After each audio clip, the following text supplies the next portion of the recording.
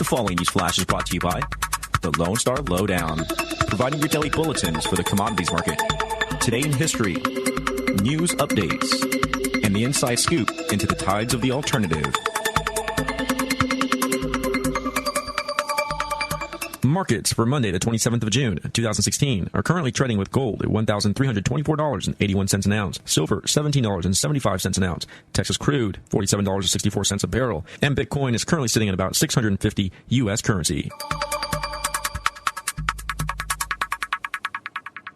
Today in history, the year 1954, the Guatemalan coup d'etat lasting from the 18th to the 27th of June was a covert operation carried out by the United States Central Intelligence Agency that overthrew the democratically elected Guatemalan president Jacobo Arbenz, essentially ending the Guatemalan Revolution. Codenamed Operation BB Success, the CIA installed the military dictatorship of Carlos Castillo Armas, the first in a series of U.S.-backed dictators who tyrannized Guatemala. The end of the CIA-sponsored coup. Today in history.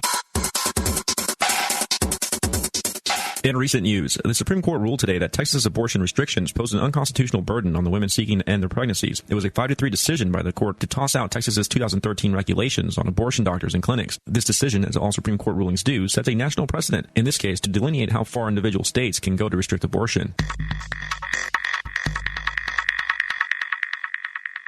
The Presbyterian Church of the United States at their General Assembly last week passed several resolutions focusing attention and pressure on the state of Israel to leave territories it has occupied since its 1967 war with neighboring states. Many Zionist Jewish groups stated that these resolutions question the Jewish state's right to exist. The overtures, as they are called within the Reformist Calvinist Presbyterian Church, said that they voted on these resolutions in an attempt to alleviate Palestinian suffering under Israeli occupation. And Alphabet Inc. announced today that it's updated its Google Mapping applications with new higher-resolution imagery from NASA's Landsat 8 satellite. Google Maps and Earth satellite imagery were last updated in 2013. At the time, Google used the shots captured by the Landsat 7, which suffered a hardware failure back in 2003, which resulted in some portions of the world having diagonal gaps of missing data. So if you feel like exploring the Earth from the comfort of your own home, check out the new Google Earth. The Lone Star Lowdown is currently looking to fill some ad space. If you have a product or a service you'd like to advertise with us, feel free to give me a call at 210-363-2257. This is Rick Rohde with your Lowdown for June 27, 2016. It's 11:59 at Radio Free America, and this is Uncle Sam with music and the truth until dawn. Right now, I got a few words for some of our brothers and sisters in the occupied zone. The chair is against the wall. The chair is against the wall. John has a long mustache. John has a long mustache. It's 12 o'clock, Americans, another day closer to victory. And for all of you out there on or behind the lines, this is your song. Good evening, ladies and gentlemen, and welcome. I have a joke for you. Hey? The government in this town is excellent and uses your tax dollars efficiently. I didn't see it coming. The moment he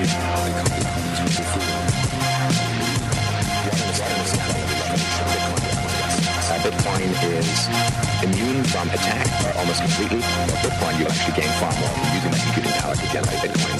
There's a system approaching perfection. It's in time for it to disappear. There's a system approaching perfection. It's in time for it to disappear. We'll walk deeper into the belly of the beast. If it means I'm able to further limit reckless government spending. I mean, I have so many ideas. Some are simple, like... Good evening, ladies and gentlemen. Welcome to the Crypto Show, a show about disruptive technology, currency, and liberty, with a pinch of sticking it to the man. As always, we come to you live from the real heart of the resistance in Austin, Texas, deep beneath the Chase Bank, with a stack of Bitcoin miners at our back, undermining the bank and the man. We bring to you the latest info from those hacking away at the digital revolution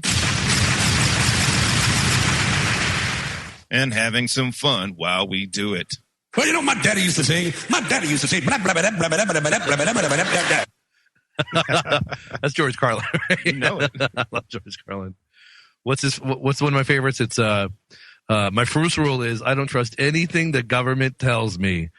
That is my first rule as well. Well, welcome to the Crypto Show, guys, where you can trust everything that we say, because why would we lie to you? We have no incentive to.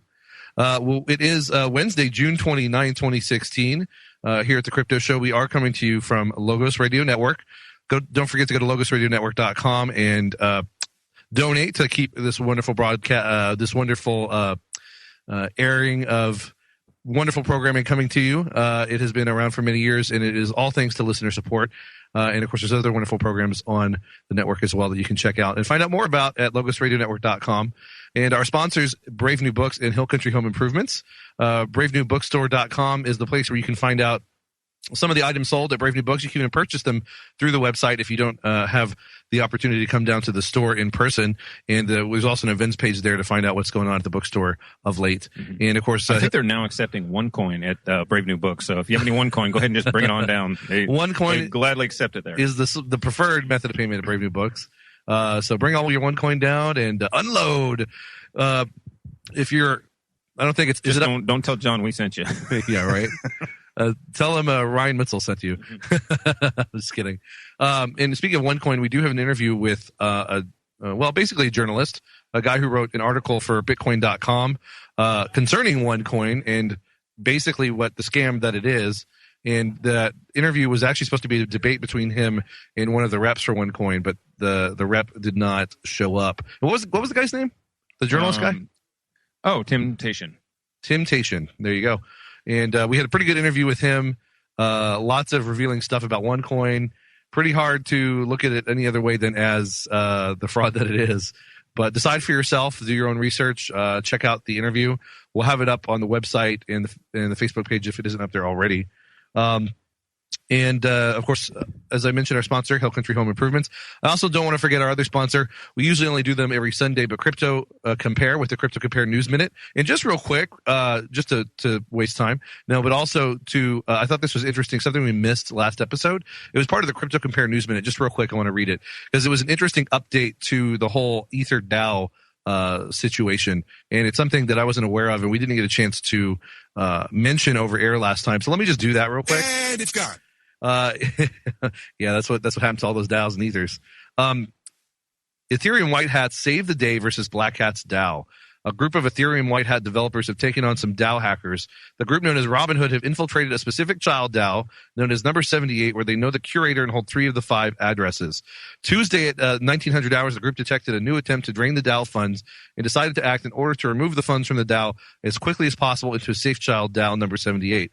In order to quicken the rate of withdrawal from the compromised DAO to a safe DAO, the White Hat hackers borrowed some funds from whales that amounted to 6 million DAO tokens. This allowed the White Hat hackers to drain the DAO at a faster rate than the Black Hats. So that's interesting. So I guess there was a new attack, and that was their response, and that was an interesting, clever means of limiting the scope of the attack. So I thought that was a cool little news bit that we missed the last episode, that if you haven't heard any updated news on that whole DAO Ether story, well, there you go. Even though that might be a few days old at this point, it's still probably news to a lot of people.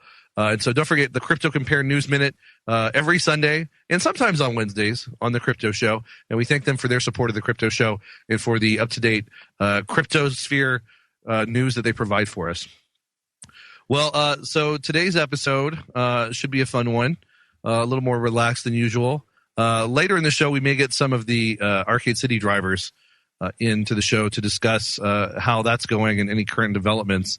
They're here at Brave New Books for a little meetup, and I think that's going to go for a while, so we might have some of them come into the studio to talk. Now, if you remember what happened with Arcade City, last week we had on one of the drivers, we had on a lawyer, what was her name?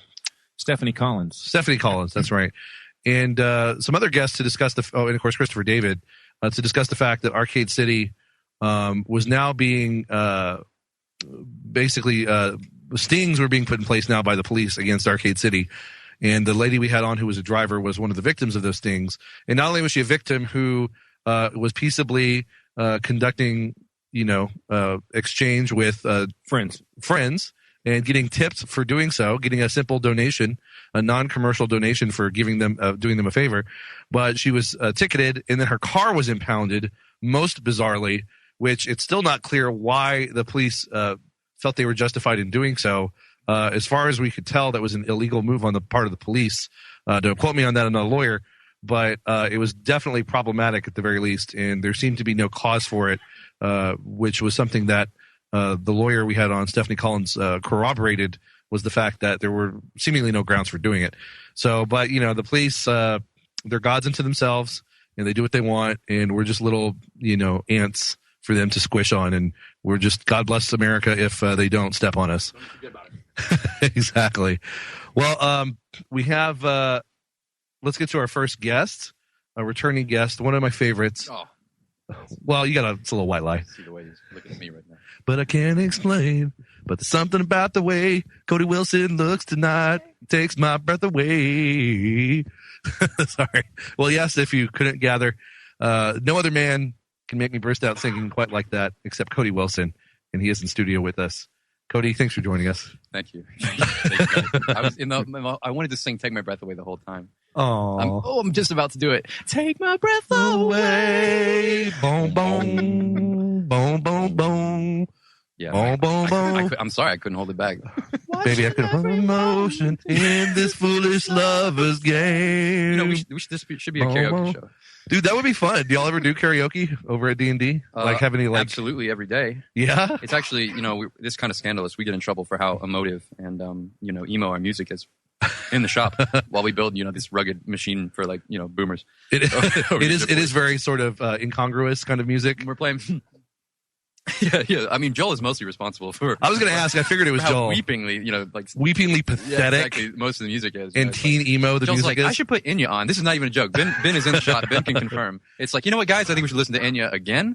Also, here's Dashboard Confession. We're all just like, oh, God. Wow. Ben, is that true? Does Joel put on the biggest... There you go. That was a very nice way of putting it. I think you were... man, it's Enya like every other week. Sail away, sail away, sail away. Well, I guess it could be worse. I mean, there's worse. Oh no, it's worse too. I'm just saying, let's cloud nothing. It's just emotional rock. It's, you name it.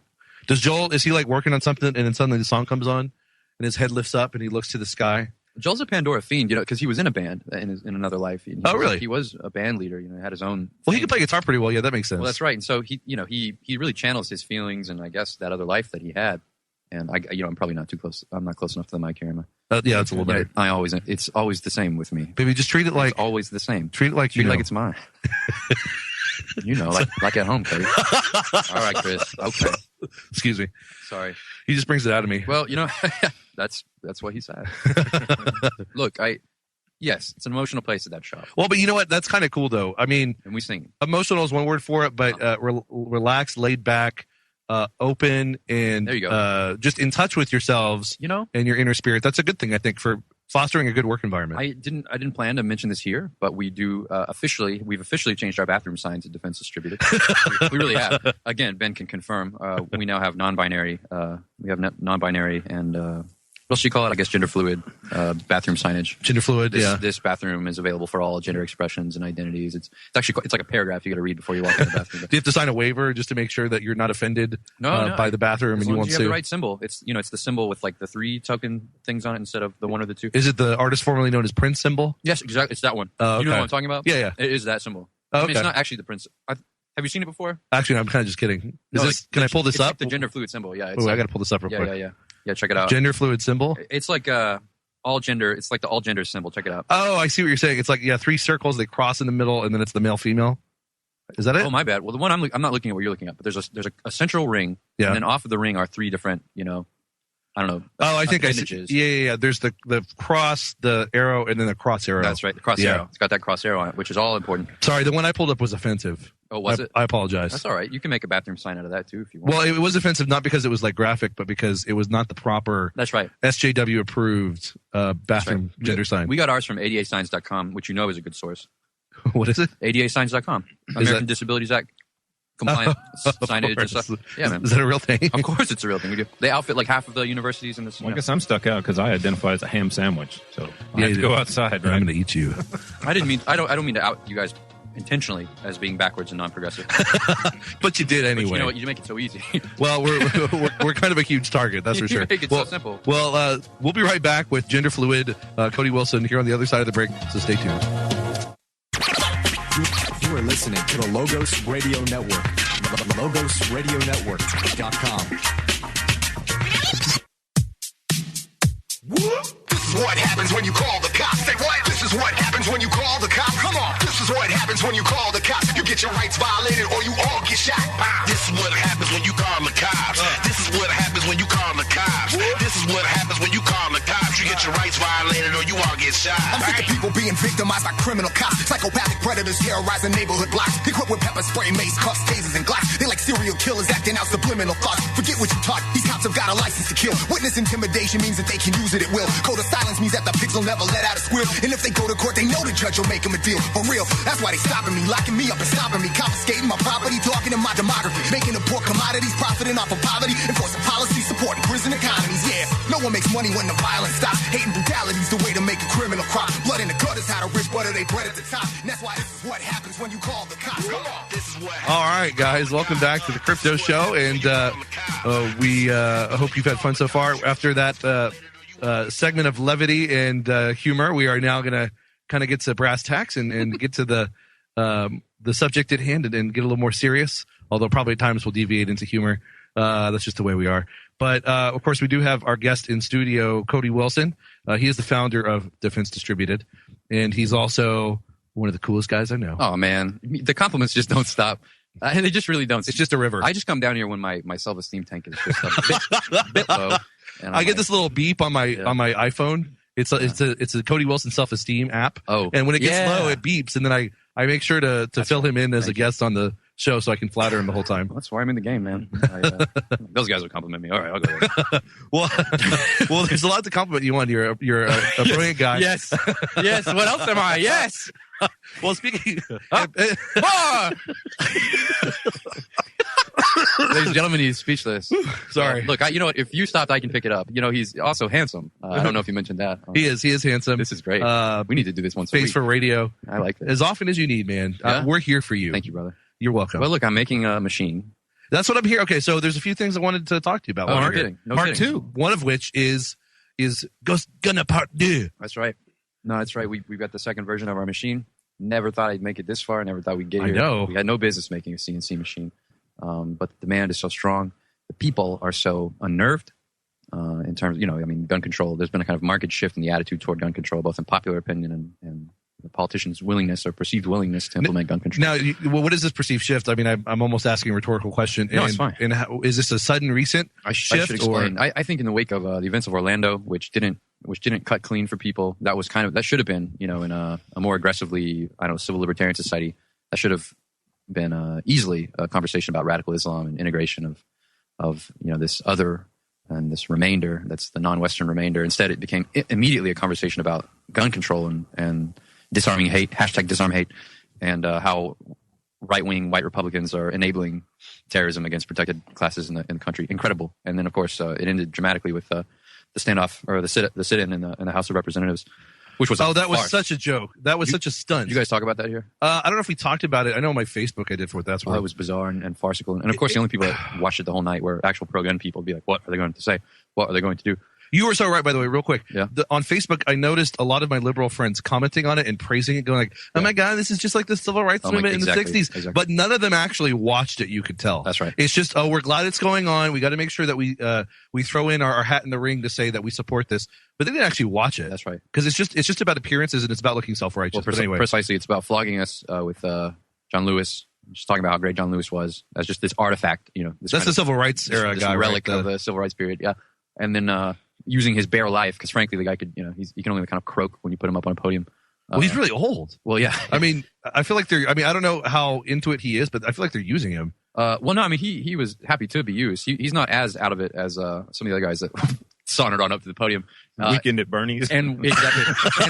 and what a sit-in it was, because, it was catered and, you could kind of come and go. It's a come and go sit-in. And yeah. And, there's no fasting here. We got a full layout, full spread of food. So bizarre. Smorgasbord. It's not like filibustering.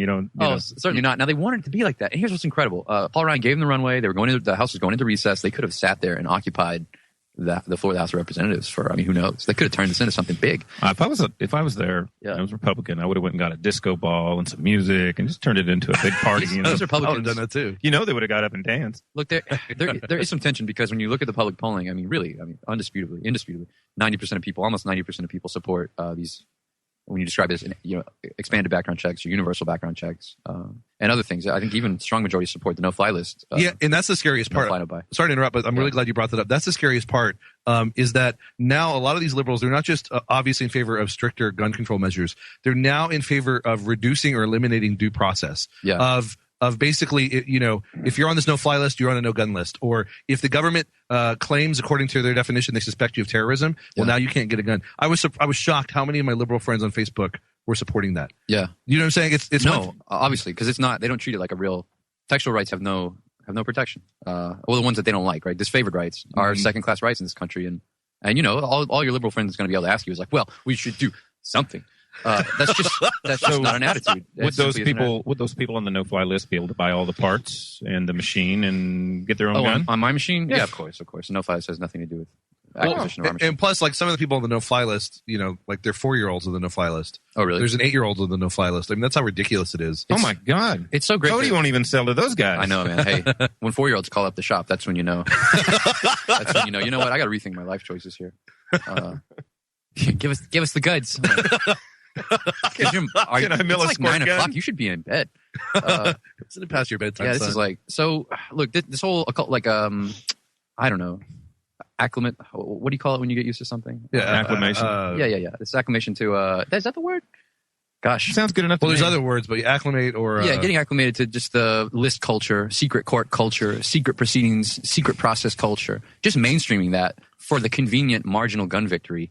Super convenient. You know what I mean? Like really cutting corners on this one, and like with this attitude, like it's okay because we'll never lose an election again, and we'll never have judges we don't like again. So it's okay. We're not going to lose the rights. We like the secret lists. It's just so transparent and one dimensional.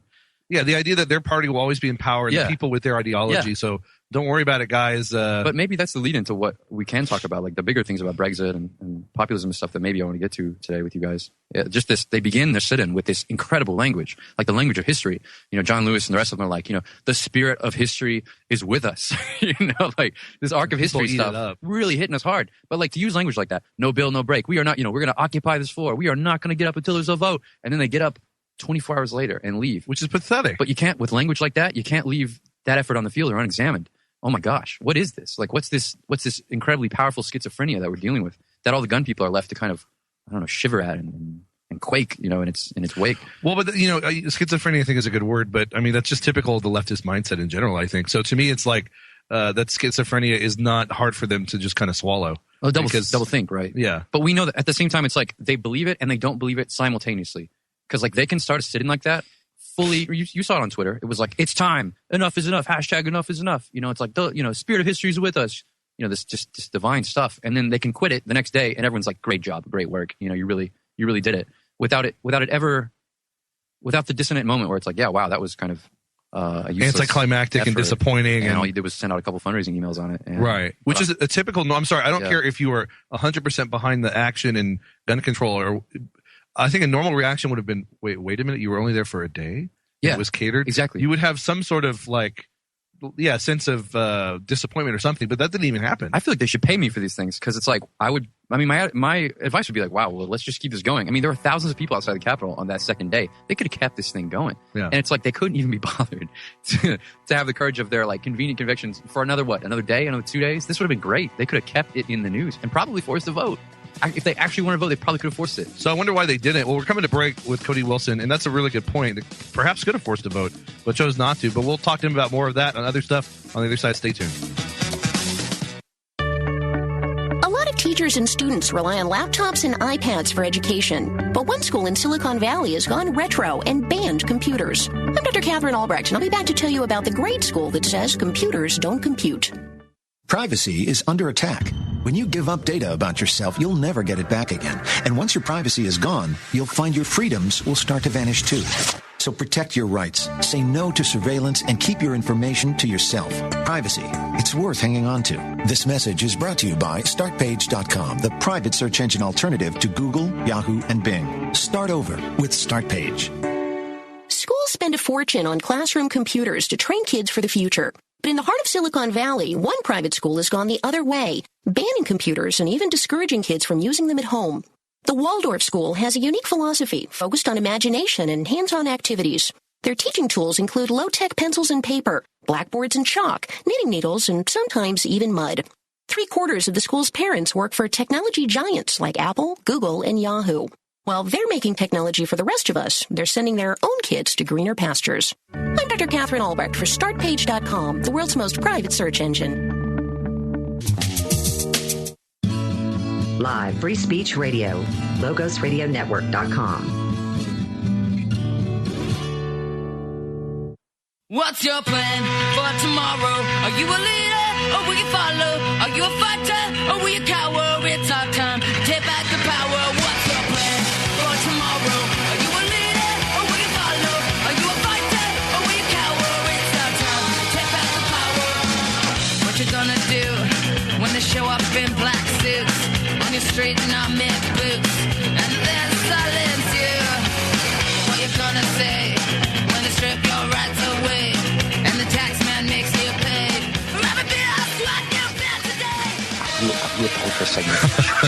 Welcome back, guys, to the Crypto Show here on this lovely June 29, 2016, a Wednesday here on Logos Radio Network, brought to you as always by Brave New Books, Hill Country Home Improvements, and Crypto Compare with the Crypto Compare News Minute.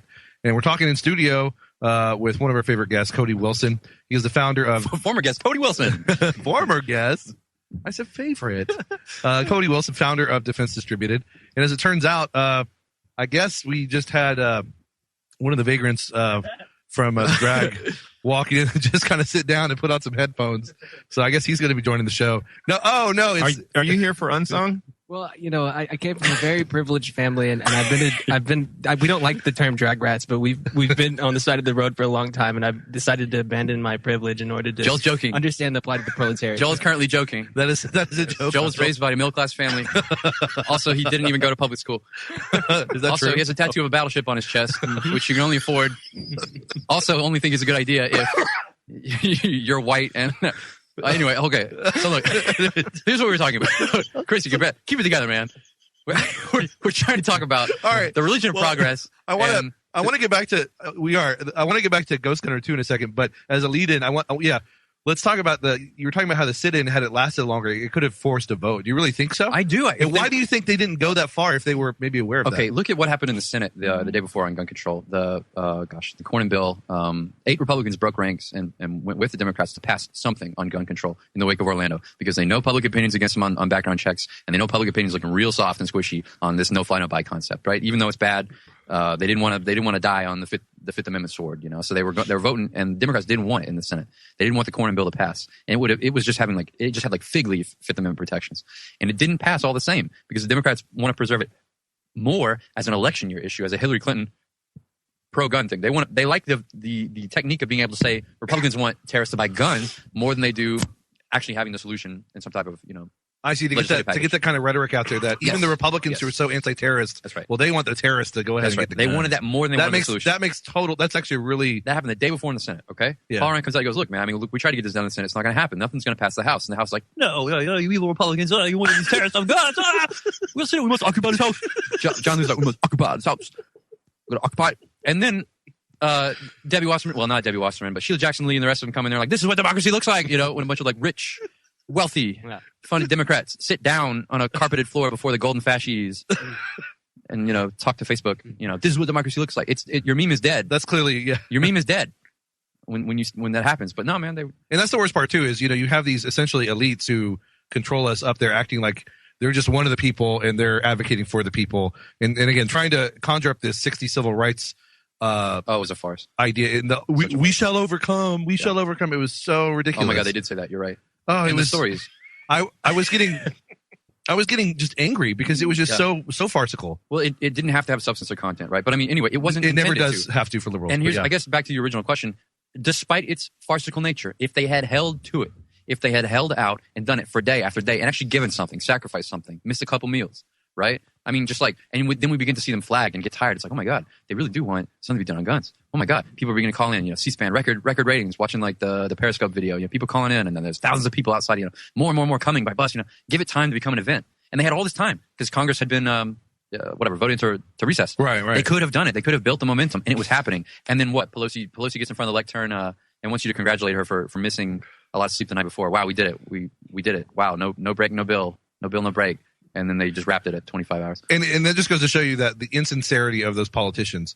Because if it was really so meaningful to them, they would have kept it going. I'm sure it was calibrated just enough. I mean, they're professionals, right? But it was calibrated just enough to get everyone activated, to finish it and leave that feeling with you as an election year feeling. Yeah, you know what I mean? Yeah. And that's all it takes these just days. in time to hit the jet stream and go back to your districts. Perfectly. They can take any Republican moment and wreck it and turn it into a loss. I mean, they still are consummate professionals in terms of just agitating and manipulating and propagandizing the demos, right? So bravo. But come on, they could have got something done. But the point was they didn't want to get something done. Yeah. I think explanation is right on. That's really brilliant, I think. And the part of it too is that these days it doesn't take much. Back in say the 60s, it might have taken like a week-long sit-in and some real turnout, whatever, to get people motivated and aware and just worked up about this. But now all it takes is a farcical travesty of a civil rights movement or whatever you want to call it, to get people, just like you said, just implant that idea in people's minds. And God knows something else is probably going to happen as the election year, comes to an end. Yeah. That's going to escalate it. It's probably, I'm not saying this is definitely going to happen, but knowing. I've already gotten the memo. Skynet has actually created a gun that can walk. Walking gun. Yes, a walking gun. We've got some of those. Really? Oh, creepy. That's scary. I want to see one of those. You know what I think is interesting about the entire thing is sort of the etymological origins of peaceful resistance. And so I would say I would draw it all the way back to the 1500s. Peaceful resistance. Is that like, stop tasing me, bro? You draw it back to the sit-in? Yeah, the sit-in. So take it all the way back to the discourse on voluntary servitude from de la Poetie. Or for La Poetie. Right? So he's like a libertarian from the 15th century who influenced Tolstoy, who influenced Gandhi, who influenced Kevin Bacon. MLK, and Kevin Bacon, who influenced the sit-in. That's really cool. And how did he influence? Like, how do you draw that line of causation or influence? Like, how did he influence the sit-in? Like, what did he do? Do you know? Well, it just popularizing the 60s and MLK and everything, popularized peaceful resistance. And it was always... just as a particular type of... It was fighting power. Like, the idea was fighting power. But the ruling class, the elites themselves, have taken that into their own hands, like they do so many things, like the word liberal or anything. They co-opted Previous statement may not actually be true, or it's based in drug-induced fantasy. Yeah, they co-opted and perverted. Yeah, I see what you're saying. Absolutely. So now, like, sit-ins or peaceful resistance is used to actually serve power. That's a really good point. Isn't that bizarre and perversely Orwellian? It's a hard. You know what I mean? I like it. It's a hard reading of it. I don't believe in the reality of either the before or the after of peaceful resistance. There's only what power allows to prevail upon it. And then, so what we're seeing are just the signs, the recycled signs of something once considered the real of politics. So, of course, it makes all the sense in the world for like fabulously wealthy, croaking old Democrats to be like, this is what democracy looks like, right? To act without a people in the first place, to conduct the whole drama inside the halls of power. And the players just are the powerful. Incredible. But, who are you resisting? Yourselves? Like, what's, Oh, yeah. And someone points out the only way to actually translate the metaphor in a meaningful way is to like leave the halls of power and go sit in the gun stores or something, right? Like actually prevent that, do it in the way that you want to disrupt it. But instead we're only, like John Lewis said, we're only disrupting so we can take away one of your enumerated liberties, because you've got to have the right to take away people's rights. That was his own thinking. How many times did you even see these people say, God, they talked about automatic weapons the whole night? Like there was no tangible real of even policy here. They were just recycling signs and words. Yeah, just the whole assault rifles, automatic weapon, even though like a lot of those terms didn't apply to the weapons used. You had that meme of, this is what a gun looked like back when the Second Amendment was drafted, and all that kind of nonsense way of pretending that somehow gun rights and the Second Amendment don't apply because the technology has changed. Well, maybe it's time to rethink the Second Amendment. Do you think that? It's not it's not 1776 anymore, Chris. That's right. Okay? Well, that's true. And the First Amendment, because you know what? That's a joke. Chill out, gun nuts. He's joking. This is a joke. I just wanted to say chill out, gun nuts. What I said was chill out, gun nuts. No one's trying to take your gun. Give us that gun. Well, we should also here, take it. I'll print another one. Here's what's happening. Yeah, the rhetoric is like splintering, right? Because they've still got these old saws from the 90s. They're like, no one's trying to take away your gun. At the same time, being like, we got to ban the most popular. It's time to ban the AR-15. I know. Again, the double thing. It's crazy. Well, we're coming to break with Cody Wilson and Joe Williams of the Defense Distributed. So stay tuned. It's going to be great.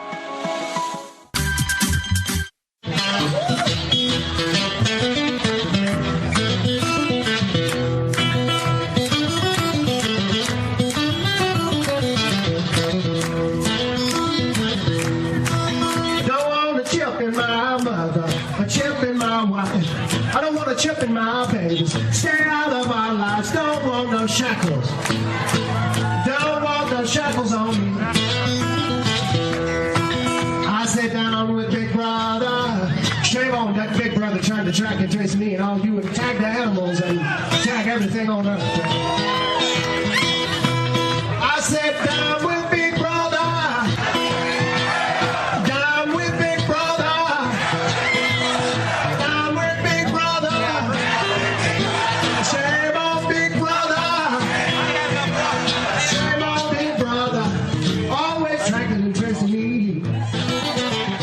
It's double plus ungood. Right. Get your Ungood. newspeak right. Can't even get my Cody newspeak. Wilson. Jeez. I'm going to call Big Brother on you. Throw you down the memory hole. Got a memory hole. Well, welcome back, guys, to the Crypto Show here on this lovely Wednesday, June 29, 2016. As always, brought to you by Logos Radio Network and our sponsors, Brave New Books, Hill Country Home Improvements, and Crypto Compare with the Crypto Compare Newsman. All right, this is Cody Wilson with the Crypto Show. I'm here with Joel Williamson and our big man Chris. And Call me fat. Cody always has to insert some fat comment about Did me I ever in every apologize show. for that? No, you never did. Well, let me bake you a big cake, Chris. It better be a real big Is that one. another fat joke? Where's my AR-15? Gonna have to chew through that cake before. It's in the next room That's a full- printing. It's in the next room printing. It'll be another 2 hours. Oh yeah, boy, you got a while. I'll just eat the cake. Guys, speaking of 3D printing, oh my gosh. Ghost Gunner. Oh my gosh, not even the Ghost Gunner, man. Some stuff went down today. Oh my gosh. What, at the shop, or what do you mean? Yeah, man. Some like tectonic, shifts In good ways? 3D printing technology What is related to guns. Tell us. Nah, man. No, I'm just letting you know that it did happen. Carbon fiber. And when they disappear me, like deep in the comment thread somewhere, someone will link to this segment of this interview and be like, "Look, man, they got it. They got there." And it's like they had to take them out because they got. I've connected the dots. It was this revelation that caused them to. And then like you don't hear from them after that. Like they got it. Cool. Well, we are honored that this episode of the Crypto Show led to the disappearance of Cody Wilson in the near future. It was bound to happen. Well, what happened? I want to know. Huh? Joel, tell us. What does that? Okay, so Joel, what happened is we figured out how to 3D print xenomorphs. 3D printed xenomorph. There's Ben in the back. Wait, Xenomorphs. Why does that sound familiar? Well, it's because it's a Ridley Scott concept delivered to us by an H.M. Geiger alien, the original movie. Oh, okay, like extraterrestrial physical type or something. The xenomorph is the name of that alien. We shouldn't be talking about it. We shouldn't be talking about it, but the people need to know. Yeah, well, fine, but they will. Tell us only what you're comfortable with. If you're not comfortable, No, I told you what I'm comfortable with. So That's it. Yeah, no. Speaking of told me 3D the safe printing, word. 3D printing's back, baby. And just on the heels of like these Business Insider pieces being like, how did 3D printing die? How did Bitcoin die? It's back. one coin killed it. It's back. OneCoin didn't kill Bitcoin. Hey, but the DAO though. Now look, everybody in crypto land, I'm really sorry, but the DAO thing for me is like hilarious. Why? Tell us. What's hilarious? I mean, how did you think programming smart contracts was going to go? Like, but not. I don't mean in just the general sense, but I mean like the problems related to this. You know what? Check out the Satoshi Nakamoto Institute write up on the DAO and why it's designed to fail. Like We had him on the last show. Daniel was here Scrooge was telling on us. Yeah, we actually did that second. His analysis is strong. All right. I mean, look, we all believe in the kind of coming future about smart contracts and stuff. But look, that anyone would dump substantial portions of their own savings into this concept at this point. It was unethical for people to ask them to do that, regardless of their own sentiments. Or at least foolish, probably, yeah. Because I mean, it's such a new technology, and I mean, I don't know maybe a ton about it, but yeah, I mean, just think about writing a smart contract. Think about automating that in a program. Like, think about any kind of complex contract that you might have that abides by legal rules in any particular jurisdiction. It's complex. It's hard enough getting a well-versed lawyer to draft a foolproof contract, right? Yeah. Let alone someone who can draft it in, say, a written word sense and then convert that to a program, right? I mean, well, of course. And like Daniel's point was actually the hack, and it was even more fundamental than that. Actually, yeah. It wasn't a hack. Guy wasn't breaking the rules. He was performing according to the how poorly written that contract was. So the money was his fair and square, and I totally believe that. I agree too. Even Anthony D'Orio, one of the founders of Ethereum that we had on, said the same thing. He thinks it was not illegitimate. The guy was following the rules. Yes, it was an exploit, but it wasn't unethical in really the strictest sense because he didn't hack anything. That's right. He just followed the rules that were already built into it. And he also said that if you undo what he's done, then Ethereum is dead or questionable. Yeah. Oh yeah. Well, yeah. Why would you have confidence in something that they're just going to reverse everything? Every time it breaks, they reverse it. Yeah, you're just going to bail it out. I mean, that's the whole. No, I'm not up to the minute on this conversation. Sounds like government. So, yeah, exactly. Just like the Fed. I heard you talking about it. I haven't seen like that white hat thing. I didn't hear about that until you mentioned it. So I don't exactly know where the fight is now among these key holders and everything. But well, I don't know either. That was, and that's already a few days old. It was just an old news bit I hadn't been to read last time, and I don't know much beyond what I did read. But I mean, it's clear that with the second hack, there's I guess additional problems because I don't think that hack, at least according to what I read, either it wasn't related to the previous one or if it was only tangentially. So it was probably another flaw in the code or something that was being exploited. So obviously there's a lot of work to be done with the idea of smart contracts, and we can't just assume that. I mean, even like with Bitcoin, right? Bitcoin has gone through in just the past several years tons of changes and improvements. And like John Dilley, who we had on the show, who's a Bitcoin expert, said the reason they call Bitcoin what did he say? Not robust was one word he used, but the reason they call it, I guess robust, but basically the reason that they call it, he used the word anti-something. Anyway, the reason that Bitcoin is supposedly so resilient is not inherent to Bitcoin. It's because you've had this team of developers and others constantly submitting changes and improvements and implementing them. So you can't just treat it as it just came out of the womb, this invincible cryptocurrency. And I think the same kind of applies to Ethereum. But that's still giving cover to Ethereum a little bit. Ethereum built itself as this more problematic, Turing complete. Yeah. Whatever, man. No, and fair enough. But I'm just saying, what I mean, this hopeless morass of complexity that no reasonable people could hope to. Anyway, hey, look, you know what? Fine.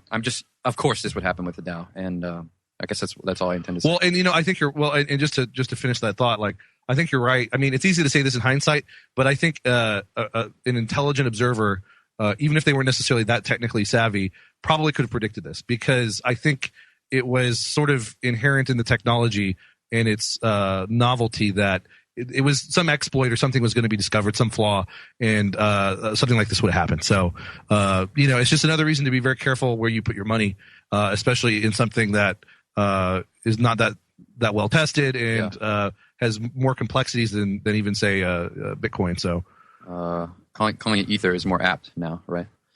Oh shit! Oh no, I'm sure that joke's been made a million times. That was good. Damon Linkler is in the Week, the publication The Week this week, writing about how Brexit and things like Trump, and really what we can see with like the petulant railing against gun control that the Democrats are doing, are examples of how the religion of progress and American progressivism specifically has been like bashed on the rocks of history, and really like it's the break of their belief system that they're facing. Like when we see them repeat these weird farcical disparate symbols from the glory days of their past and parade it all out for us in farcical terms on Periscope on the House floor, right? We're really dealing with people struggling through the breakup of their belief system. Humanitarian universalism is failing right at the moment that they thought there would arrive some historical coherence and we'd all find solidarity as one human race. Yeah. Politics. That stuff. So last week, everybody's on Facebook Live. What's that? Facebook Live? Yeah. Same thing. And they're grasping for relevance too. I mean, if you have to resort to what is really an irrelevant comparison to the civil rights movement, and you have to resort to maybe a valid victory that your camp had, decades ago, if you have to resort to that sort of metaphor or analogy or language, then you're bankrupt in at least some sense. I mean, let me paint it for you. Like a panicked hog, you have to root through debris looking for that acorn of promise and hope. You have to. Are you calling me fat again? You have to panic like Chris when the lights are out and you can't find that pizza. But he can sure smell it. Trip over the bed, cut your knee open.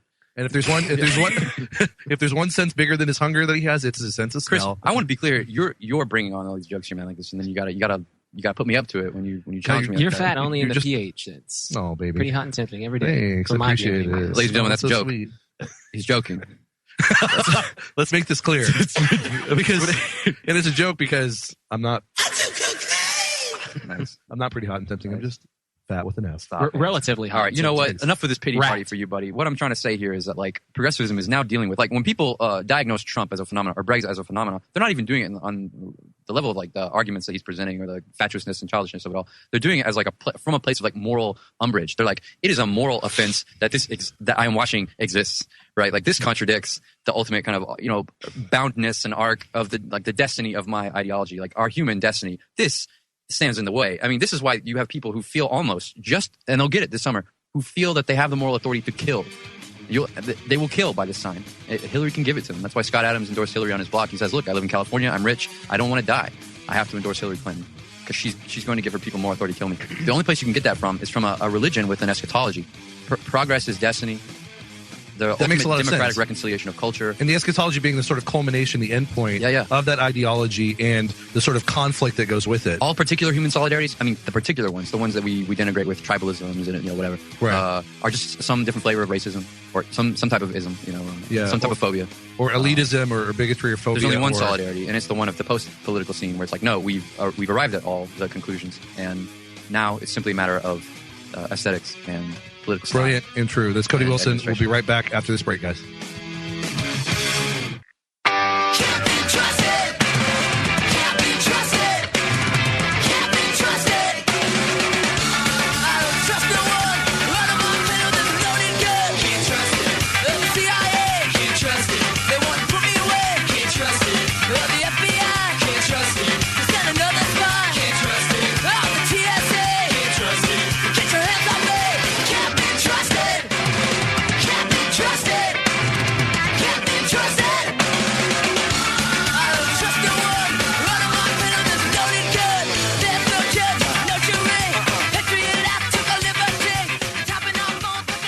back to the second hour, guys, of the Crypto Show here on this lovely June 29, 2016, a Wednesday, here on Logos Radio Network, brought to you as always by Brave New Books and Hill Country Home Improvements and the Crypto Compare News Minute. And speaking of gun control and all the rest, just to quote one of my favorite presidents, out of these troubled times, our fifth objective, a new world order, can emerge. That's President George H.W. Bush on September 11th, 1990, before Congress, always reminding us of the ultimate objective that all of these things are part and parcel of. But anyway, we're talking with Cody Wilson of Defense Distributed and what's his name? Joel Williamson. That's right. I don't know why he's here, but Joel, we were ragging on the music that you play in the shop in the first segment. Oh yeah, yeah, we were. Was it the beep music that some of my coworkers like to make fun of me for? Because I love Enya. If you're talking crap about Enya, we weren't talking crap about Enya. I just wanted to describe. I wanted to paint a picture of like while we're making this rugged device for like aged, experienced old men, to put in their. You're not going to fuel that with Enya. Look, I made fun of you. That's what dreams are made of. Listen, Ghost Gunner was thought of listening to Enya. Probably. That's weird. It's like you were conceived when we were listening to Enya. Your mother and I. That's what it sounded like just now. No, but Joel, I made fun of you, but I love Enya too. Orinoco Flow has to be one of the most epic songs of all time. Oh yeah. We can't dispute the power of that discography. I mean, we can't dispute it. We can only comment upon its role in our company and its ironic use for the workday. We're joking while we build this thing. Joking. It's a joke. It's a joke. Everybody out there in FM world. Hey, so Joel.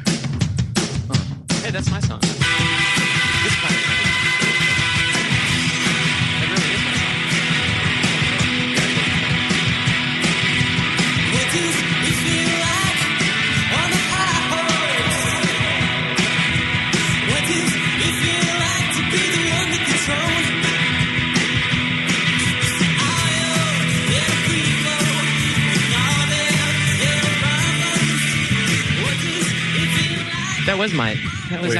That was the Comments. That was my old band in Austin. Really? Is that you singing? Yeah. No way. I was Joel Williams singing, ladies and gentlemen. Wow. Inspired by Enya, though, to be fair. It was, Joel, those vocals were very gender fluid. Wait, that's a joke. He harnessed that. He harnessed so much of that. And let's just say Joel brings a lot of that emotivism and artfulness to his work at Defense Distributed. It says here, buy for $1. I'm not spending $1 on that. Are you crazy? Well, I didn't want you to have it anyway. Yeah, it doesn't say for cretins at the bottom, Danny. Okay. Oh. But anyway, you were saying Defense Distributed. Joel. Yeah, I'm just saying Joel and our merry band of misfits bring all kinds of emotion and artfulness to their work and consideration at Defense Distributed. And so the ironic outcome is that while we work during our workday, there are many strange and, let's say, interesting choices musically and artistically on display. And that's beautiful. That's also, you can express whatever gender you want when you go to our bathroom. And that's all I was trying to say in the first segment. There is no room for carnivores there. You better be vegan. Oh, yeah. A lot of the workers at Defense Distributed have dietary restrictions. Yeah. Well, I think we might be in the minority now, as the non-meat eating folks, that is. We have a vegetarian, a vegan, mostly vegetarian, and the rest are mostly omnivorous. That's right. Well, we eat fast food. How many Muslims you guys got in there making these Ghost Gunners? I don't think we're allowed to. Funny you asked. Defense Distributed actually does have a long-time partnership with at least one Muslim. I don't know if the rest of them are closet Muslims, but we do have at least one practicing Muslim. So maybe I can't be accused of direct racism when I criticize Islam simply because I employ one. There are women. Practicing why he's not very good at it, or and that's that's a kind of just real quick because I want to get to your book actually. Oh yeah, I wrote a book about. But real quick, just want to comment. I think it's cool that you have a Muslim that is associated with Defense Distributed. But that reminds me too how after the shooting, one thing that I thought was cool that emerged from this is you had a group like Pink Pistols, for instance. Oh right. That emerged to say, forget this gun control. We're a gay and lesbian, LGBTQIAA group, and we think that owning a gun is your best protection in a quote unquote terrorist event or otherwise. And they came out promoting gun rights. I thought that was cool. And the same with Muslims too. I think not to get all back into the stuff or into my own opinion. I think I question the whole official narrative on this event, not least because the Omar Mateen worked for the biggest security company in the world. He was in 2 documentaries about 2 very politically charged subjects, one of which was about basically a promotional video for Afghanistan.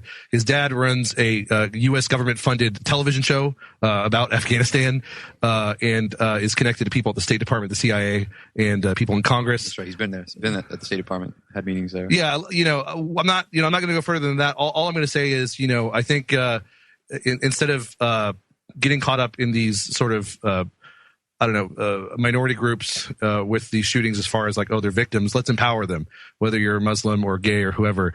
And you empower them, well, through education, but also through gun rights. I mean, that's just, anyway, I just want to throw that out there. But, well, speaking of gun rights, of course, Defense Distributed and Cody Wilson, the founder of Defense Distributed. Is this book published already? Well, the book is available for pre-order on Amazon.com. It's also available like from booksellers like IndieBound and Barnes & Noble, SimonSchuster.com. You can pre-order it. It's published October 11th. What's it called? In hardback. It's called Come and Take It. Cool. Come and Take It is a motto related to our strong Texian identities, the Gonzalez push against the overreaches of the Mexican army, and an indelible battle cry of all untimely men when faced with overwhelming odds. Well said. You can come and take it.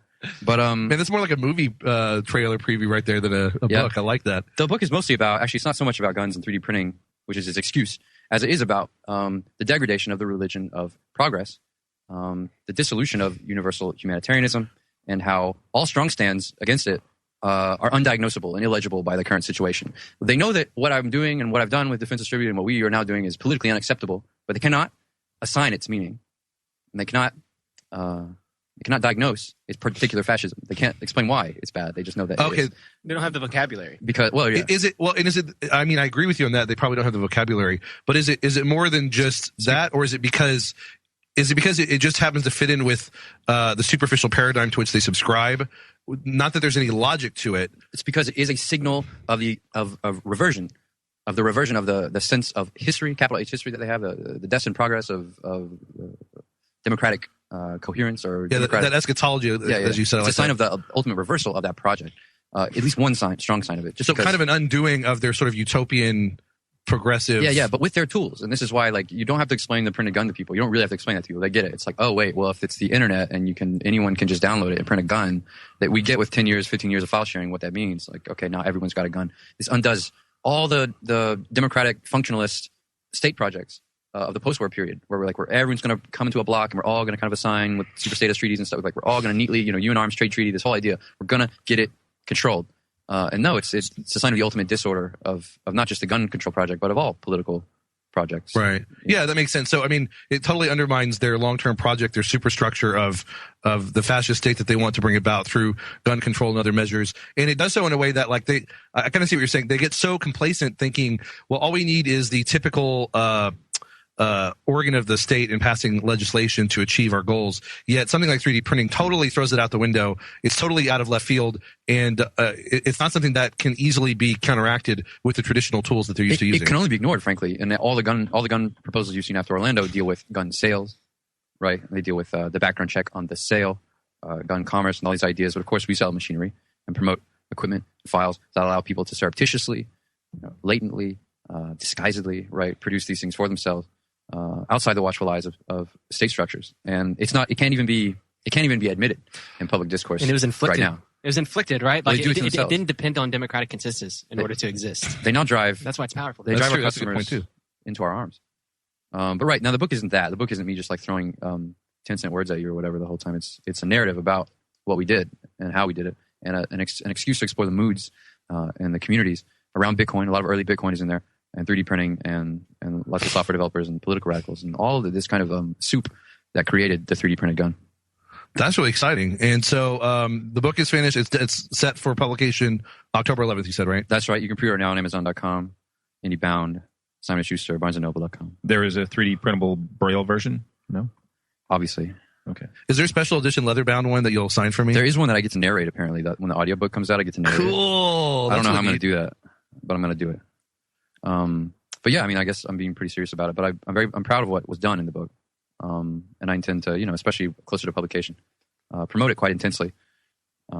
But you can pre-order it right now. Well, and I think people should pre-order it. And I'm sorry, you did say again where you can pre-order it? Amazon.com. Just search Cody Wilson. Come and take it. It's pretty easy. It's my book. Awesome. And you know what? And again, it isn't just about you and Defense Distributed, but it's about ideas. And, Cody is not to, I know I always kiss his bottom, but Cody is a very smart guy, and he's very philosophically oriented. And I think that's why this book is going to be particularly useful to people who may already be on the side of right, if you will, on gun rights and rights in general, and, fighting the fascist state through technology and no. He uses that word so much. What? Fascist? Yeah, he uses that word so much. Speaking of fascists, our local fascist woman who works at Defense Distributed is going to come on and speak a little bit too. She's going to. It's the real fashy broad about to come on here, ladies and gentlemen. I think you meant fashionable, Joel. Come on.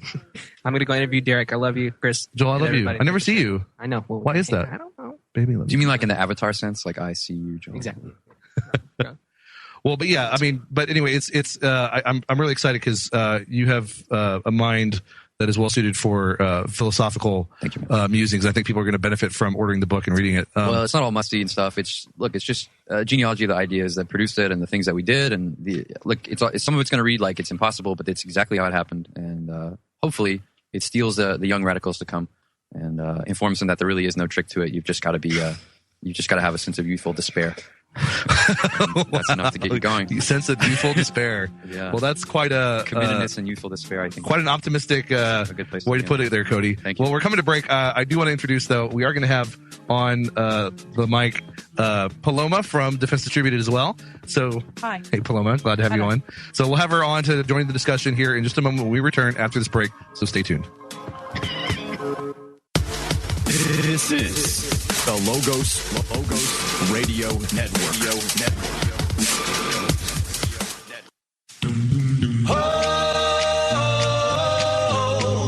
For the longest time. For the longest. If you said that Bitcoin was my life, I would tell you. Show enough. Show you right. What else can I do? I'm so inspired by you, and I'm just holding for the longest time. Do that all with Paloma. Okay. Welcome back, guys, to the Crypto Show here on this lovely June 29, 2016, Wednesday, here on Logos Radio Network, brought to you as always by Brave New Books, so Country Home Improvements, Crypto Compare. We are talking with Cody Wilson, the founder of Defense Distributed. We've also had two new guests join us, Christopher David, the founder of Arcade City. Say my name. What's that? Say my name. Snuggles. I'm sorry. Snuggles, the founder of, it's so sweet he adopted it. I thought he was pulling a Walter White or something. I was like, yeah, Arcade City, I'm hardest. Well, we're gangster out here now, man. We got police things. It's one of those ironic things, call him the 300-pound guy Tiny or something. So we call him Snuggles. No, but we gave him a nickname last episode because we gave nicknames to the other guests, and we didn't want to leave him out. And apparently he has willingly adopted Snuggles. So Snuggly. Thanks, Snuggly. We also have Paloma. I think that's actually her. Hi. Not her real name. That's a nickname. That's her nom de guerre. Paloma is. What do you do for Defense Distributed? I work on development. Okay, excellent. Yeah, so like the business development and developing it as a non-profit, because we're still waiting for our certification on that. Little closer. Yeah, get a little closer if you would. I'm sorry, I was really far away. Can you hear me better now? Yeah, excellent. And Paloma, how long have you been with Defense Distributed now? I started working with them mid-November, but went sort of like probably working on the project at the beginning of the year. Okay, excellent. Mm-hmm. And, I want to get into the court case here momentarily, and either of the two of you can field questions about that. But real quick, tell us how you came to join Defense Distributed, your sort of trek that brought you to your final destination. Okay, cool. Yeah, it was an interesting arc. I started off being more traditionally in sort of like left-wing social groups, and I grew up in Central London. Get her out of here. No, I know, it's awful. Kick me out immediately. No, wait until the end of the story, because you'll be my friend at the end. All right. So, yeah, I was sort of like in this sort of realm, but I always, ever since I was like super young, had quite as Cody spoke about earlier, this sort of like deep dissatisfaction and distress at not being able to have, I didn't think there was like a great deal of healthy debate in those circles. And I think people for a long time have been steadily sort of like relinquishing the responsibility they feel for like the world and like living in a society that they feel is acceptable. And I always found that a bit of a like sticking point in a lot of debates that I'd have. Anyway, a friend told me about Defense Distributed. I started looking into them. I thought that it was super interesting how they absolutely 100% subverted the gun control argument. And I found it difficult to argue with that. I was sort of sat in my flat trying to argue with it. And flat is apartment for those Americans listening. Oh yeah, thank you. You can translate any weird words I say. Sorry, it's good. You're fluent, clearly. You're fluent in English. But yeah, so yeah, and then I got like super into it and was like, this is amazing. How interesting. What a fascinating way to force people into a really difficult debate. And my instant reaction was like, I have to meet these people, and like, Cody, I have to meet them and decipher whether they are completely insane or not, because they might my British brain is like gun raving lunatics in Texas, right? So like they might be insane. I should go hang out with them and check it out to see. And I mean, like a little bit of insanity, of course, is required, but good insanity, not in the same way that a lot of people thought I would experience. So then I was like, cool, can I come work with you guys? And Cody was like, yes. So then I moved here. That's awesome. And started working with them. Yeah. And sometimes it's as simple as that. Yeah. And it hasn't let me down at all. It's fascinating. It's the most interesting place to work. Everyone's so politically charged. Everyone has such a deep sort of like connection to the work that they're doing. Real passion. I could tell awesome. that. Yeah. And I was. Did you get a Hillary sweater? Oh, I didn't. I didn't get one. Actually. Yeah, we should all look at Cody with really disappointed faces. I didn't get invited to the Christmas party, and he didn't give me a Christmas sweater. Oh no! It's like a Dickens novel. Oh God! Lisa, can I have another T-shirt? Paloma wasn't quite settled. Am I wrong? No, you were settled at that point. Not really. I was like in London. I don't think remember. She was in London. Yeah, I'm gonna mail her a Hillary sweater. Well, fair enough. I think that's a legitimate excuse. I don't know. Maybe. Look, give me a Hillary sweater. Jeez. Well, you know what? You deserve to come to the Christmas party this next year. And I say that not being part of Defense Distributed, as if I have the authority to say that. But she'll be there. Yeah, you will be there. And I had the privilege. She'll probably be the one telling you to come to the. Yeah. Well, that's right. Chris didn't actually have a sweater, but he danced with one. Oh yeah, that was. Why do women react that way? It's like, oh, you danced with the sweater. She just assumed it was really bad. It was. It was. There's video. Apparently, I was pretty light on my feet, though. Oh, yeah? You should see the video at some point. Like, I'm very graceful. Yeah, just like I was. You know what? Chris is going to be okay. He is waltzing on the dance floor with a Hillary sweater. It's literally waltzing. Let's make that clear. How did I miss this? Was he there at that point? You didn't come to the White Horse? Oh, that's what it was. It was the after party because I didn't actually meet y'all at Defense Distributed. I met them afterward. Well, I feel bad though because I did harangue and harass this British guy. So we had another British guy, or just he was just sitting there, and I just disagreed with him, and I was really drunk about just about the EU, probably. Right, exactly. I was like pro-Brexit, he was not, and so no, it was Islamic terrorism. If you love your country so much, why don't you go back there, bro? Am I right? Why don't you go to Somali, bro? I think it was Islamophobia and stuff like that. All these well, it was just it was just a point of disagreement about a related issue. But anyway, that's awesome. I'm excited. I wanted to say I was privileged enough, just before we move on, to see the inner workings of Defense Distributed in a little presentation, a big part of which Paloma was the presenter, and she did a fantastic job just explaining everything and making the newbies comfortable and really elucidating stuff that might not have been obvious to those who were there and not familiar with the operation. So you just wanted to say you did a great job. I think you're a great fit from what I can tell. Thank and my word goes a long way with that guy. Yeah. So you better be grateful. No, I'm just kidding. I'm massively grateful. I do want to apologize though. I never followed up with you on getting you some contacts for future things. It's okay. It's kind of why I'm here. Just to give you that stare. Oh man, surprise! that hateful, disappointed stare. I get that so much from people. Just disappointed, hateful comes later. Oh, ouch! It's just indifference right now. No, but we'll talk about that off air. But we got 3 minutes till break. I do want to though. Before we get to break even, break open the subject matter of the court case that recently transpired. I noticed, maybe it was on Joel's wall, a big picture of you guys all dressed up, I think in front of the court hall. Oh, no. Later. And everyone looked really snazzy. I was kind of surprised because usually they look really ratty. But no, we all got dressed up. It took a while. That's what it is. You don't want to get grease from your machinery on your suit. You can't wear a suit to work. That's a good point. So you got to dress down for that. We're working people, Chris. I know you don't know what that's like. we work for our money. And, you know what? I was born into royalty. I can't be blamed for it. Okay. I'm a blue blood. It's not my fault. But yeah, if you want to denigrate us and call us ratty, yes. No, I'm just kidding. Well, they looked snazzy. It was an awesome picture. Well, who wants to get into that? Paloma? Look, we did Cody. There's not a whole lot to say, but we should probably follow up at some point and do like an hour on that because there's like these great sound bites, really great sound bites from it because it's recorded. Steven sent me the recording just right before the show. I haven't had a chance to listen before to the show. But it's so good. Really? It's fantastic. We might even want to do a play-by-play. Like, what does that mean? Well, that would be awesome. Let's do that. Would you want to do that? I'll be happy soon? to. I'd be happy to. Yeah. Whenever okay. But it's actually quite entertaining and unexpectedly so. Like it could have been really dusty and boring, and the judges could have just been like, "Wow, you're 3D printing guns. Get out of this courthouse." And they did a little of that, but it ended on a high note. And it was heated though. The debate was heated. Yeah. It was cool. We were in the courtroom from before, to witness a couple of other cases beforehand, and the tension, you could feel it rise as soon as it started. The energy in the room definitely shifted, and the judges started going at it, and everyone immediately engaged. It was pretty cool. It's definitely a cool thing. That is so cool, and I'm glad y'all recorded it because that could be. Well, they recorded it. They don't let you bring devices and stuff in okay. Things at that level are officially recorded. For the record, right? And so they're released. And Oh, they should have secret courts. What the heck? Well, don't worry. They do. Oh, yay! Well, you're in luck. And some of the judges that we talked to probably write circuit on those secret courts. Oh, God, that's so disturbing. It's great, right? National security letters and stuff, they do all that. They're like, how do I work this fax machine? But they're the ones sending the letters. So it's great. But no, you could tell that it mattered. You could tell the emotional tenor was that, everything that was being said actually mattered. The outcome was huge. And I'd love to get into it with you later. Let's do it. And we'll be right back after this break with Cody Wilson, Paloma, and Christopher David. We'll be right back. We all know organic foods are better for our health and better for the environment, but we also know they're more expensive. In today's tough economy, are consumers making healthy choices or are we pinching pennies? I'm Dr. Catherine Albrecht, and I'll be back with the answer in just a moment. Privacy is under attack. When you give up data about yourself, you'll never get it back again. And once your privacy is gone, you'll find your freedoms will start to vanish too. So protect your rights, say no to surveillance, and keep your information to yourself. Privacy, it's worth hanging on to. This public service announcement is brought to you by StartPage.com, the private search engine alternative to Google, Yahoo, and Bing. Start over with StartPage.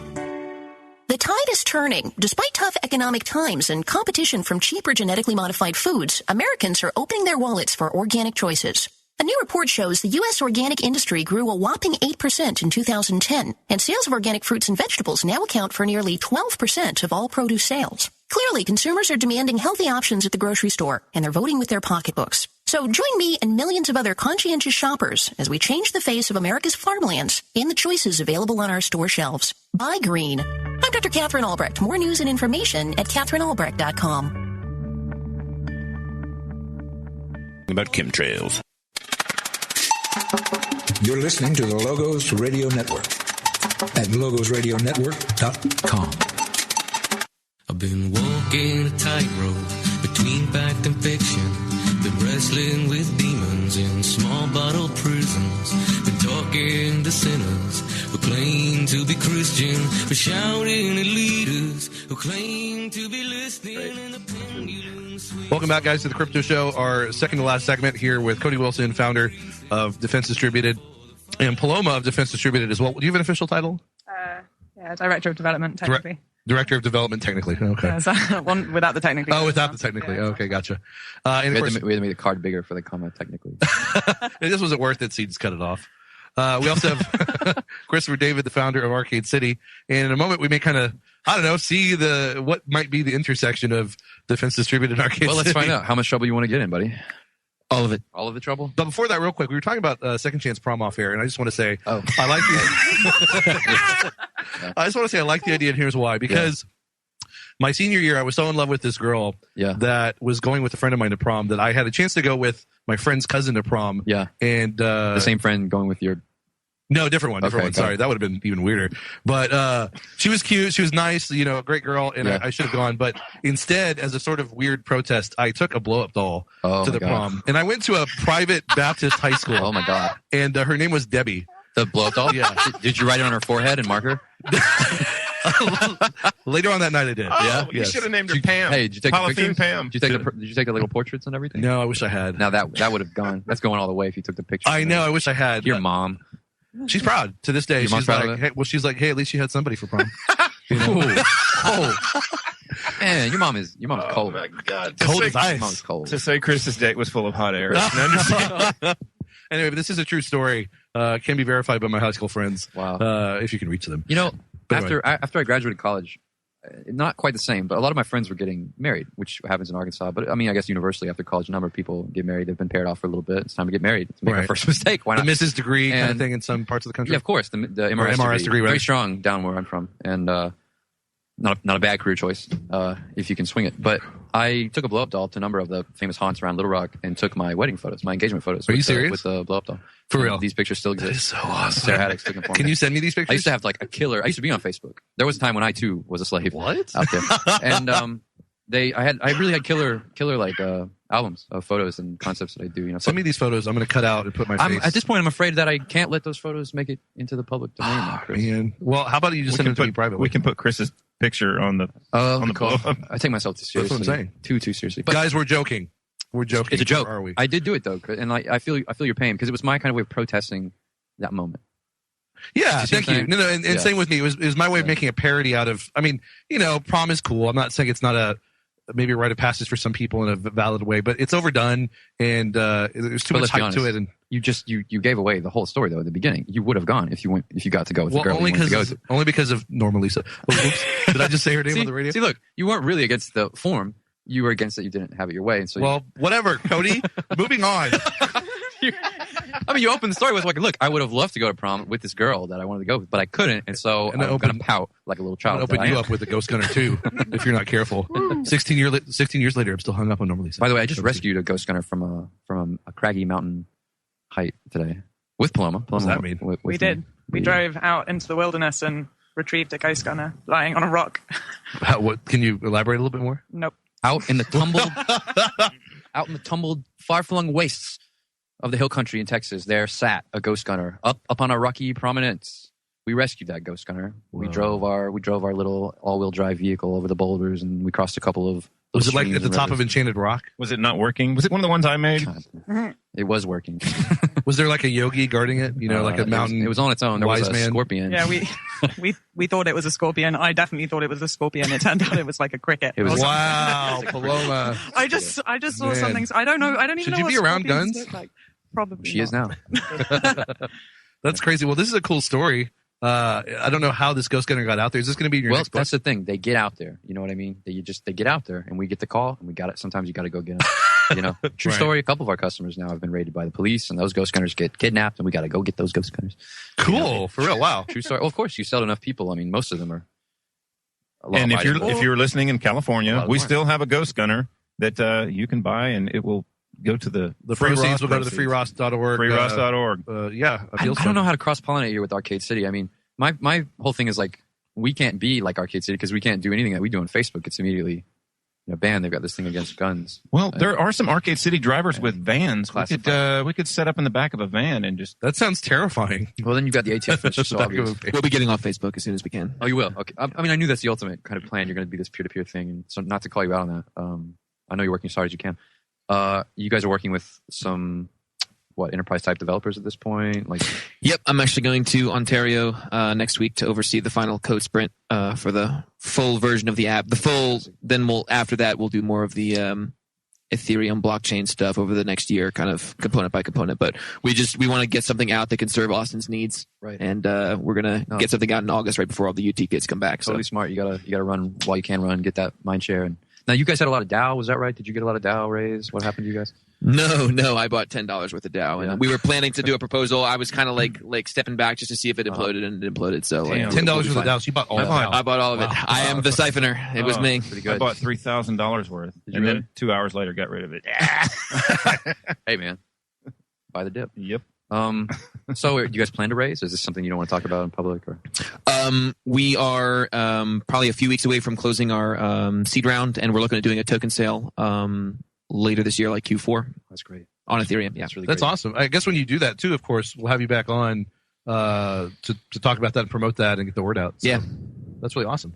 Let's see. How can we ruin your product? Help me. If there's one person who knows how to do that, it's Cody. Honestly, I can. In what way do you need to be shut down? Buddy, we can get you there. That is awesome. I should be a consultant. He knows. I was just thinking that. I was just thinking that. For the deep state. Don't worry, he knows. Real confession. This company's not racist enough. Stop right there. All right. Well, yeah, you were saying. Well, I don't think the city of Austin is going to be big enough of an opponent for us for very long, so we're going to need to kind of scale up. It sounds like a challenge to me, man. Yeah. It sounds like to me like you're not trying. You need to write some letters to the city council, calling them dickless or something. Yeah. Write those letters and you want me to write those letters for you? Yeah, that would help if you could ghostwrite, consulting fee kind of thing. Yeah. Hey, I'm available. Okay. So, yeah. Wait, what? Let's call them out. Oh. Let's call them out. You know what? Can I speak in your voice? Yeah. Be like, and I'm here to tell you that you guys are gutless little pricks, and I'm riding all over you. Thanks for giving me all this market share. Hey, what about free? Thanks for doing that for me. What about free liberators for everybody that donates X amount of food to Unsung? I can't distribute guns like that. I go to jail. We both don't go to jail together. We have to come up with schemes where we both get in trouble. And you're making me take all the liability. Could we do a bulk discount for purchasing? Because we'd like to give away some as prizes for like our level 5 drivers. You or whatever. give away the guns. Yeah. Yes. Yeah. We can do that. Good. That's a great idea. Yeah. Well, because that's obviously needless to say, what we did with the Free Ross fundraiser for his appeals fund is we gave away. Well, you gave away one. I mean, They need to give away enough guns to where it's like they're in the business now, and they're not doing it they're not doing it with a license. You see what I'm saying? I see what you're saying. Yeah. Good point. Well, we got a minute about till break. Wow, show's almost over. It's hard to believe. One more segment left. Time it does fly. Well, on the other side, I don't know if you want to. We never quite got to Brexit. I don't know if you want to. Happy to go there. Throw that out real quick because I think that's. Actually, I want to get Paloma's take on Brexit. Speaking of which, aren't you from most Australia? relevantly. What can I throw at you? Oh wait, it's Rose country, right? Aren't you from down under? No. Sorry, don't hate me. Can't British people do Australian accents? An Australian accent, a little bit. That's pretty good. Yeah. That's pretty good. Better than mine, that's for sure. I'm sorry, all Australians. It wasn't that good. These Americans don't know what they're talking about. I really have a really hard time doing it. It's like download it. I can't. That's pretty good. Was it good? Yeah. It doesn't sound right to me. Download it. Download it. You can tell which Australians you're speaking. Well, it's like a little. That's the only Australian. Not New South Wales. It's kind of a little. It's a little country. We'll be right back with the Aussie show on the other side of the break. Easy.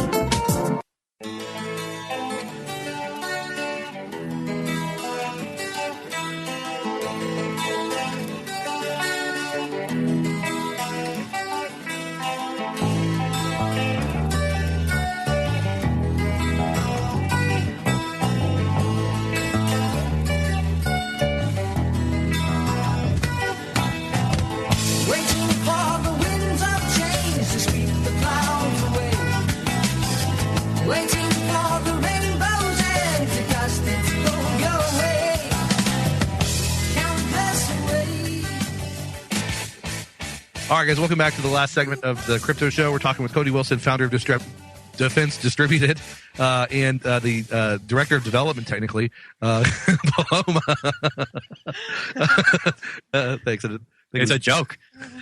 Guys, we're kidding. We're joking, okay? Just want to make this straight. Christopher David, of course, practically the third host here on the Crypto Show. He's been with us many times lately, and we're always happy to have him. No, did I say Christopher David? I'm in Snuggles. Thank you. The patron saint of Austin ride sharing.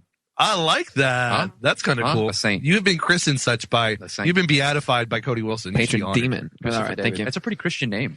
It is too. It's like like two saints in there. I like that. Two saints. King David and Christopher. I mean, you can't get better than that. Hey, and our good friend Robert just walked in. Awesome to have you. It's a Liberty Party here, man. Liberty Party. It would be interesting to get an actual instead of. Oh God, you had Berwick on for Brexit. Is that who you had? Yeah. Berwick's good as a. No, it was fun. I love Cosmopolitan International, but you've got an actual British national here in the studio. And yeah, so let's talk about that. Actually, before we do though, just to take care of that, let's go ahead and announce what the verdict was of the. Yeah, quickly. The verdict was no verdict. Yay! There's no ruling. Congratulations. The way things work at the appellate level, you can wait many months. In fact, some courts congratulate themselves on getting decisions out as quick as 3 months after a hearing. So you can kind of see the kind of timeline we're dealing with. The courts are overburdened right now as well. Maybe not as much the appellate courts, but we're especially dealing with the complexity of our case. We've thrown a lot of issues. We're looking at minimum at another 4 or 5 months probably before we have a ruling. But it's winnable. And that's the thing. We could have drawn 2 Clinton appointees and an Obama appointee, and well, at least we had a good dinner in New Orleans, right? But this thing's now, it's winnable, and we'd like to tell you about it and show it to you and talk about it maybe. And so we're going to have Cody and/or Paloma back on to do a play-by-play. I think that'll be interesting. And then once the verdict's out, or just Paloma, whatever. I'd be happy to let Paloma take it, or to have her back with you guys. Either way. We can back to that. Let's do it. I'd rather have you all tag team it. I want 2 people on it with a different perspective. Yeah. I think that'd be cool, but we'll see. And I kind of wish I'd kept up with it because my goal originally was to go with you guys. We can fill you in. Okay. But you could have come. No, and I actually really wanted to go to New Orleans. I've never been, and that would have been fun. It's fun there, I could have hung out with all the cool people from Defense Distributed and been there for that historic Joel moment. And Joel, does he not know that he's fired? Well, Joel, I hope you're not listening. I think the reason I didn't make it a bigger deal and maybe ask you to come on this one is it's probably our first pass. I mean, with luck, we might even have to do an en banc at the Fifth Circuit, so we might have to go again. And I don't know how many times I can make it like a big deal. And there's even like the terrible possibility that the state won't let it go if we win, and they'll try to take it to the Supreme Court. Oh, wow! Or something. So it can just it can kind of keep. So it can just keep going. This could be drawn out potentially. Yeah, and we're not even really ruling on the merits of the case. We're actually ruling on this procedural thing, whether we get an injunction before the case begins. We're trying to get the government to kind of let the issues be settled and then not have to do the case. But let's say we ultimately lose out on the injunction, not to lose the audience, then we have to go do the full trial on the. You know what I'm saying? This could be many, many years still to come. So I've intentionally kind of downplayed each moment and just kind of. Now that makes more sense because I was a little surprised how much you might downplay it sometimes, but that makes more sense now because this could be really drawn out. Okay. Federal, especially constitutional challenges like this can just take forever. And, I'm just trying to prepare myself mentally, materially with our company, everything to to get into a multi-year battle if need be. Fair if enough. We can afford that, if we can set that up. Well, we're here for you guys. We're here backing y'all up and to let the people know what's going on. Appreciate it. Well, let's switch topics. We got a little less than 8 minutes. Brexit. Brexit, indeed. Brexit. Is that what they call it over across the pond? Yeah. Okay. Brexit, Remain, BR is just being put in front of all sorts of words. Oh, yeah. They had some cute, like, different... all of them. Yeah, not using exit, but like, what was it, like oust Austria? Austria. Yeah. I thought that was pretty funny. How about britches? Yeah, the media went wild. Bridges. I like that. Bridges. You know, that's good. That bridges. could catch on. Yeah, I like that for sure. I'll try and make it happen.